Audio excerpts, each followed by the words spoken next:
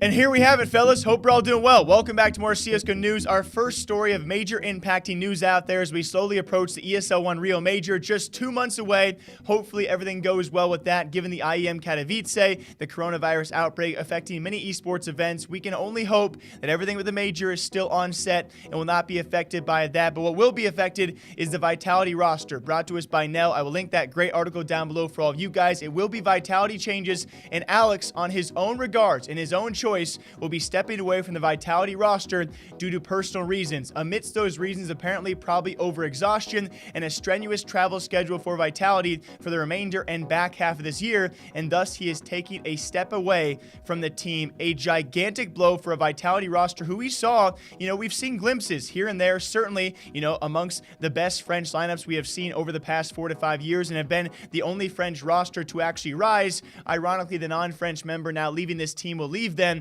in a very, very fragile state, that being their leader, Alex. And certainly amidst, I would say, some of the few fragging IGLs out there, one of the more consistent fraggers, I would say, when it comes time for IGLs as well. You can't really base too much off stats, but we all know this guy did a lot for this team. And certainly when you have a Vitality who is already on shaky feet, I should say, given their recent results, I would say even ever since their collapse to Complexity. Alex in that post-game interview saying Complexity was in their honeymoon period. And then at IEM Katowice, nothing terrible, but still nothing as to what you were hoping they'd actually perform to. This is a Vitality that was already shaky, and now you take away their leader. How do you expect them to improve? And yeah, a guy like Haji apparently set to replace him. We all remember Haji, his short stint with Envy as well, which, let's be honest, didn't go well for the guy, but, also it didn't go well for most of Envy at that time either. So he has some huge shoes to fill, which we have seen time and time again. That's a lot of pressure for a guy to step it up all of a sudden out of nowhere to be in a top 10 team, and a team that expects a lot from him likely as well. Who's to take now, very lastly, the IGL reins? Will it be Shox, a guy who has already been struggling when it comes to firepower, and stats-wise, we all know he has not been living up to his 350 to 400K buyout plus whatever they're paying him for salary.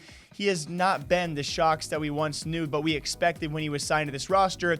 He really has, I think we can all agree, it's really Zywoo or nothing at this point for the roster. To change out an IGL, replace him with Haji, still depend on Shox to bring firepower he just simply has not been bringing.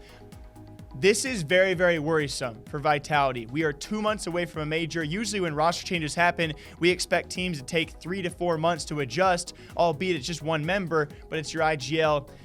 Very, very worrisome stuff as we slowly approach the major. I'm sure I'll give you guys more updates as we do approach, and other teams maybe make changes. Maybe a Liquid coming next. We'll see.